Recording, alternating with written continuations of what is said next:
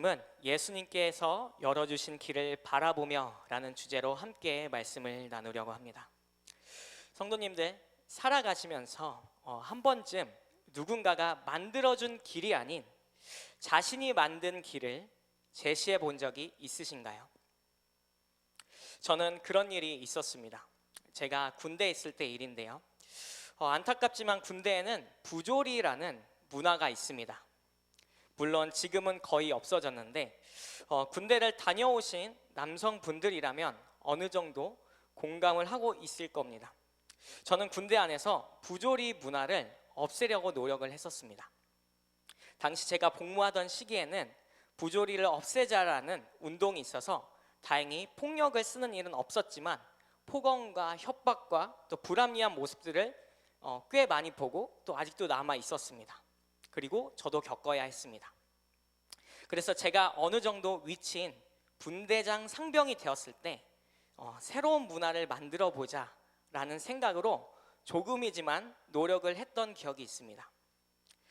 물론 같이 지냈던 선임 혹은 동기들은 그다지 좋아하지 않았습니다. 제가 가만히 있으면 우리가 당했던 것 그대로 돌려주며 편안하게 군 생활을 할 수 있는데 왜 없애겠다고 저렇게 일을 벌리고 하는지 하며 저를 이해하지 못했습니다. 하지만 감사하게도 그때 당시 많은 문화가 바뀌었던 일이 있었습니다. 그리고 그 모습을 후임들이 좋아해줘서 감동을 했는지 저녁 때 남자에게 받기 힘든 손편지를 4-5장 받았던 기억이 있습니다. 저는 이렇게 그때 당시 군대라는 특정한 곳에서 작은 부분으로서 새로운 길을 제시하는 일이었지만 오늘 말씀에 보면 우리 모든 성도가 가야 하고 우리 모두에게 해당하는 이전의 길이 아닌 새로운 길을 만드신 분, 예수님에 관한 이야기가 나옵니다. 함께 말씀을 보면서 예수님께서 알려주신 새로운 길이 무엇인지, 우리가 믿는 예수님이 어떤 분이신지 묵상하며 또 기도하는 시간이 되길 간절히 소망합니다. 다들 아시겠지만 먼저 말씀의 이해를 돕기 위해서 히브리서에 관한 배경 설명을 잠깐 나누고 말씀을 이어가도록 하겠습니다. 오늘 저희가 읽은 히브리서는 초대교회에 있던 히브리 유대 출신 그리스도인들에게 보낸 편지입니다. 즉 유대임에도 유대교를 등지고 예수님을 믿어 그리스도인이 된 사람들에게 보낸 편지입니다. 그런데 그런 이들에게 어려운 문제가 있었습니다. 당시 로마의 박해로 인해 어떤 이들은 믿음 때문에 감옥으로, 또 어떤 이들은 예수님에 대한 확고한 신뢰 때문에 조롱거리가 되기도 했습니다. 이로 인해 히브리 유대 출신 그리스도인들은 편안하고 안전했던 유대교로 다시 돌아가고 싶어 했습니다. 물론 돌아간 이들도 있었습니다. 유대교에서 강조하는 천사와 모세를 그리워하기도 했고 몰래 초라하게 드리는 현재 예배에 지쳐 화려하고 큰 성전과 제사와 대제사장을 그리워하기도 했습니다. 그런 그들에게 히브리서 저자는 천사보다 뛰어나고 모세보다 위대한 영원한 대제사장이신 예수님을 말씀을 통하여 소개하고 있습니다. 혹시 성도님들 구약시대 예배가 어떻게 드려졌는지 기억하시나요? 네, 기억하시죠? 네, 동물의 희생을 통해서 예배를 드렸습니다. 그런데 아무 동물이나 죽여서 제사를 드렸던 예배가 아닙니다. 구약 속에 나타난 예배에도 제사에 사용하도록 정해진 동물들과 제사의 순서와 예배를 드리는 장소가 정해져 있었습니다. 구약 예배에 대해 잘 기억이 안 나시는 분들을 위해서 오늘 본문의 윗장인 9장 1절에서 5절 말씀을 저희가 다시 한 번 더 읽어보려고 합니다. 9장 1절에서 5절 말씀입니다. 다 같이 읽어보겠습니다. 시작. 첫 언약에도 섬기는 예법과 세상에 속한 성소가 있더라. 예비한 첫 장막이 있고 그 안에 등잔대와 상과 진설병이 있으니 이는 성소라 일컫고 또 둘째 휘장이 뒤에 있는 장막을 지성소라 일컫나니 금양로와 사면을 금으로 싼 언약궤가 있고 그 안에 만나를 담은 금 항아리와 아론의 쌍난 지팡이와 언약의 돌판들이 있고 그 위에 속죄소를 덮는 영광의 그룹들이 있으니 이것들에 관하여는 이제 낱낱이 말할 수 없노라. 아멘. 오늘 말씀이 조금은 어려울 수 있습니다. 그래서 머릿속으로 여러분들 제가 하는 얘기를 듣고 계속 그리시면서 들으시면 좋겠습니다. 먼저 구약 예배를 드리는 장소, 성막에 대해 말씀하고 있습니다. 성막은 첫째 장막, 둘째 장막으로 나뉘어 있는데 첫째 장막은 성소라고 부르고요, 둘째 장막은 지성소라고 부릅니다. 즉 성소 안쪽에 지성소가 있습니다. 이해를 돕기 위해서 제가 그림을 준비했습니다. 그림 띄워주세요. 네, 보이시죠? 성소 안에 지성소, 전체가 성막이고요, 그 안에 성소, 지성소, 네, 이렇게 되어 있습니다. 이해되시죠? 네, 그 두 개의 장막은 하는 일이 다른데, 먼저 성소에는 2절에 나와 있듯이 등잔대와 진설병이 있습니다. 여기서 진설병은 떡인데, 성소에서 제사장이 매일 등불을 켜고 끄고 향을 피고 진설병을 안식일마다 새로운 것으로 바꾸는 일을 하며 백성들이 고백하는 죄를 위한 제사를 드리는 일을 했습니다. 지성소에서는 순금으로 된 언약궤가 있습니다. 하나님의 천사인 그룹의 형상이 지성소에 세워져 있는데, 그 천사 그룹의 형상 위를 시은서 속죄소라고 부릅니다. 그리고 지성소는 아무나 들어갈 수가 없는데 궁금하다고 슬쩍 들어가면 죽습니다. 지성소는 오직 대제사장만이 혼자 들어갈 수 있었고, 규례와 절차, 정결함에 따라 들어갈 수 있는 곳이었습니다. 만약 대제사장도 규례와 절차 정결하지 못하면 그곳에서 죽습니다. 그래서 대제사장은 생사를 각오하고 그곳으로 들어갑니다. 지성소는 1년에 딱 한 번 들어갈 수 있는데, 대속죄일로 지었던 모든 죄, 또 모르고 지었던 죄를 씻는 날로 대제사장이 가축의 피를 가지고 들어가 가축의 피를 시은소 속죄소 위에 뿌려 하나님께 회개와 용서를 받는 날이었습니다. 구약에서 이렇게 하나님께로 나아가는 길이 자유롭지 못했습니다. 구약에서 예배는 오직 제사장만이 성소에 들어갈 수 있었고, 대제사장만이 지성소로 들어갈 수 있었습니다. 번제, 소제, 화목제, 속건제, 속죄제, 여러 예배를 드려야만이 하나님께로 나아갈 수 있었고 용서를 받을 수 있었습니다.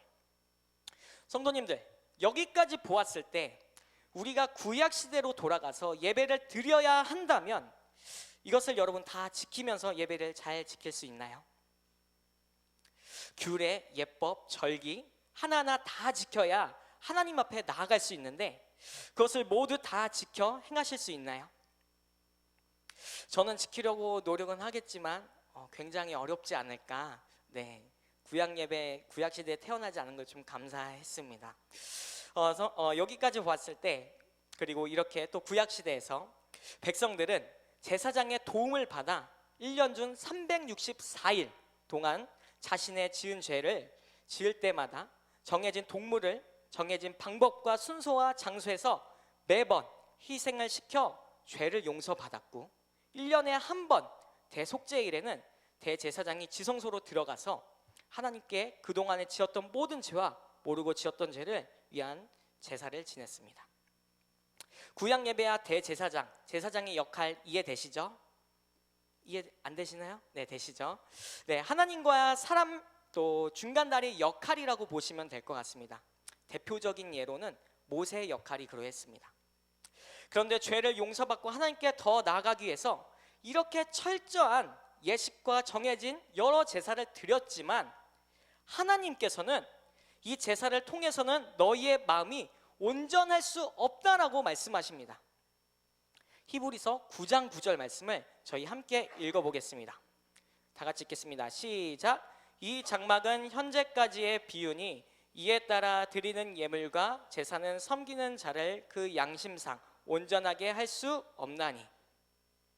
구약에서 드리는 예배와 예배에 대해서 한계를 말씀해 주고 있는데, 즉 형식적으로 의식적으로 얼마든지 제사를 드릴 수 있지만 우리의 마음속 심령까지는 깨끗게 할 수 없다라는 것입니다. 그렇다면 성도님들, 어떻게 해야 우리의 마음과 온전한 제사를 하나님께 드리며 하나님 앞에 나아갈 수 있는 것일까요? 구약 예배에서도 규례, 예법, 절기 하나하나 하나님께 다 맞춰서 드렸는데도 온전할 수 없었고 또 하나님 앞에 나아갈 수 없다고 하시는데, 그럼 어떻게 해야 우리는 하나님 앞에 나아갈 수 있는 것일까요? 오늘 본문 말씀에서 그 답을 우리에게 말씀해 주고 있습니다. 저희 다시 한 번 더 11절과 12절 말씀을 한 목소리로 읽어보도록 하겠습니다. 시작. 그리스도께서는 장래의 좋은 일에 대제사장으로 오사 손으로 짓지 아니한 것 곧 이 창조에 속하지 아니한 더 크고 온전한 장막으로 말미암아 염소와 송아지의 피로 하지 아니하고 오직 자기의 피로 영원한 속죄를 이루사 단번에 성소에 들어가셨느니라. 아멘. 11절 말씀에 누가 등장합니까? 네, 그리스도 예수님께서 등장합니다. 예수님께서 어떤 분으로 왔다고 이야기하죠? 장래의 좋은 일, 대제사장으로 왔다고 이야기합니다. 그렇다면 장래의 좋은 일은 무엇일까요? 하나는 예수님의 구속사를 이야기하는 것이고요, 또 하나는 하나님께 나아가 예배할 수 있는 길을 말씀하는 것입니다. 11절 이어서 이렇게 말씀합니다. 손으로 짓지 아니한 것 곧 이 창조에 속하지 아니한 더 크고 온전한 장막으로 말미암아. 손으로 짓지 아니한 것, 창조에 속하지 아니한 것, 즉 아까 그림으로 보았던 사람이 만든 장막 성소가 아닌 하늘의 성소, 그곳에서 예수님은 대제사장의 역할을 감당하고 있다고 말씀합니다. 그리고 대제사장이신 예수님께서는 구약에서 드려졌던 염소와 송아지, 가축의 피가 아닌 매년 드려야 했던 속죄 예배도 아닌 자신의 피로 단번에 영원한 속죄를 이루어 하나님께 나아갈 수 있는 길을 우리에게 열어주었다 말씀해 주고 있습니다. 성도님들, 오늘 본문에서 예수님의 대제사장의 역할과 예수님의 피를 우리에게 말씀해 주고 있는데, 왜 이것을 우리에게 말씀해 주는 것일까요? 그것은 이 역할과 피가 너무나 중요하기 때문입니다. 계속해서 13장 14절인데 제가 읽도록 하겠습니다. 염소와 황소의 피와 및 암송아지의 재를 부정한 자에게 뿌려 그 육체를 정결하게 하여 거룩하게 하거든 하물며 영원하신 성령으로 말미암아 흠없는 자기를 하나님께 드린 그리스도의 피가 어찌 너희 양심을 죽은 행실에서 깨끗하게 하고 살아계신 하나님을 섬기게 하지 못하겠느냐.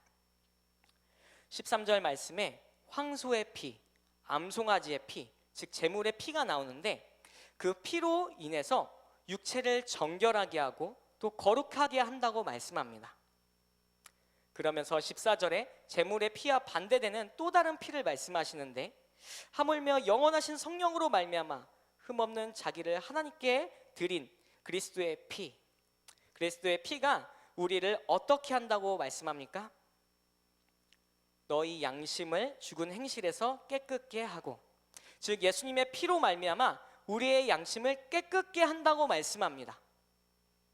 저희 앞서 히브리서 9장 9절 말씀을 읽었었죠.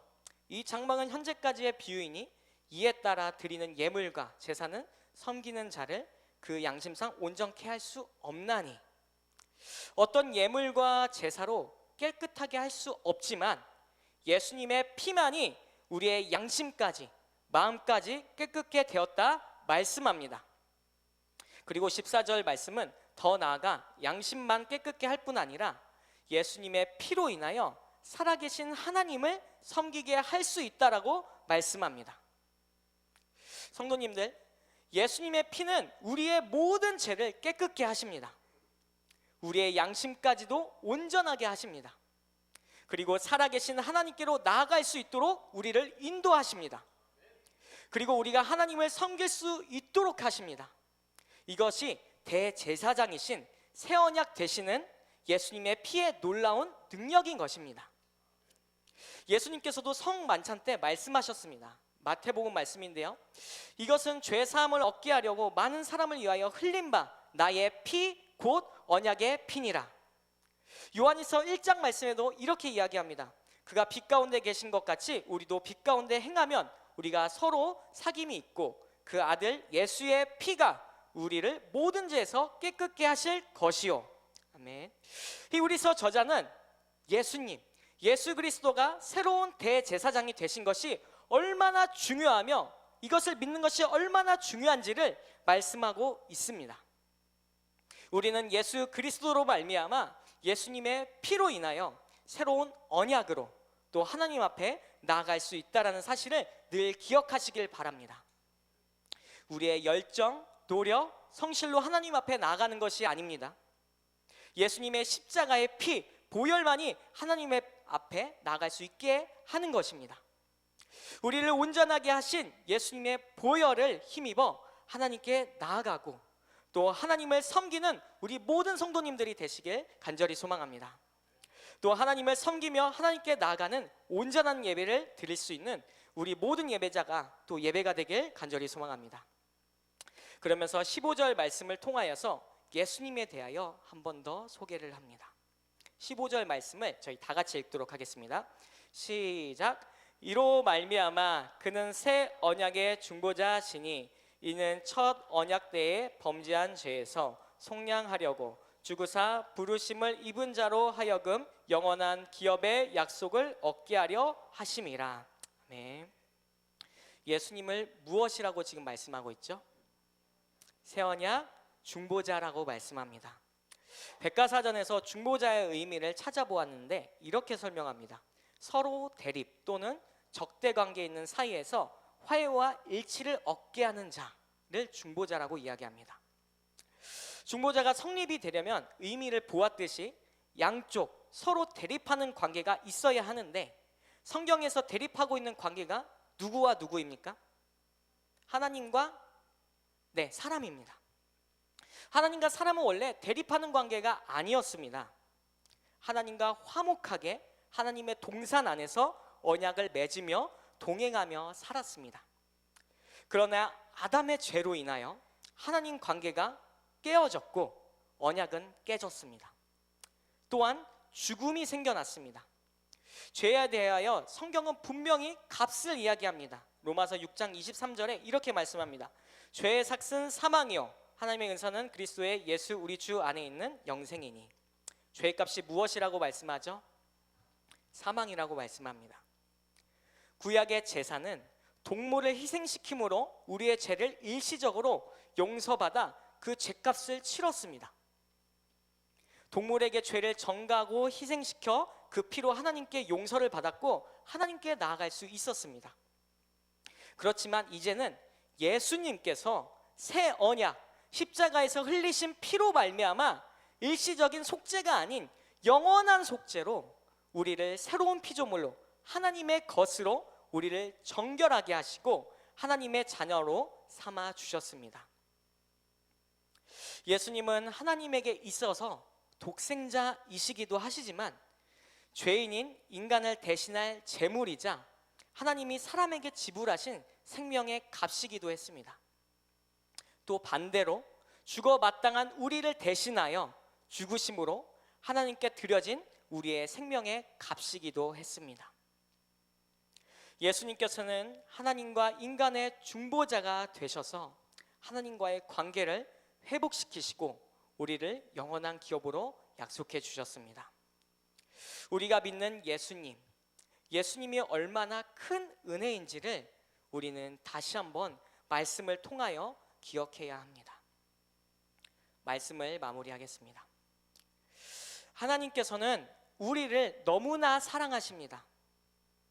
죄로 죽어 마땅할 우리를 살리시겠다고 자신의 독생자를 보내주셨고 그의 피 흘리심으로 우리는 온전하게 되었고 정결하게 되었습니다. 하나님과의 관계가 회복되어졌습니다.